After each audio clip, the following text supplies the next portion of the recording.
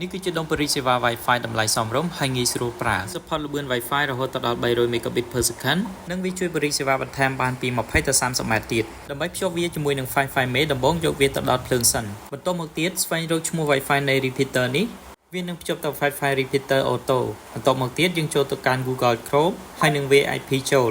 192.168.188 ហើយនឹងចុច1បន្ទាប់មកទៀតចុចបន្តវានឹងចេញផ្ទាំងបែបនេះហើយវាទាមទារលេខកូដ login ដែលលេខកូដ login គឺ admin យើងវាលេខកូដចូលហើយយើងចុចពាក្យ login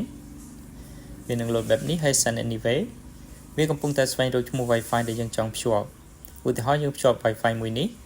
ហើយនឹងវាលេខកូដនៃ Wi-Fi នឹងចូលបាទលេខកូដដើមនៃ Wi-Fi មេចុច next ហើយចុច start connect បាទ send anyway ទៀតមកចឹង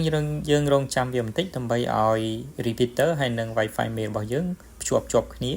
យើងត្រូវរងចាំវាអូខេវាភ្ជាប់ជាប់ហើយអញ្ចឹង repeater នឹងលោតភ្លើង3កាំហើយយើងអាចចូលទៅស្វែងរកឈ្មោះ Wi-Fi នៃ repeater នេះដែលយើងបានដូរមុននឹងបាន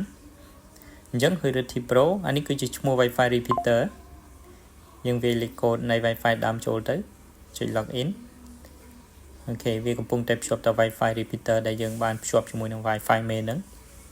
អញ្ចឹងយើងអាចប្រើប្រាស់អ៊ីនធឺណិតបានហើយយើងអាចចូលតេស្តនៅ YouTube បានអាចប្រឹក្សាលម្អិតឬក៏បញ្ជាទិញតាមម៉ាត់អេឡិចត្រូនិកឬក៏ Telegram នេះ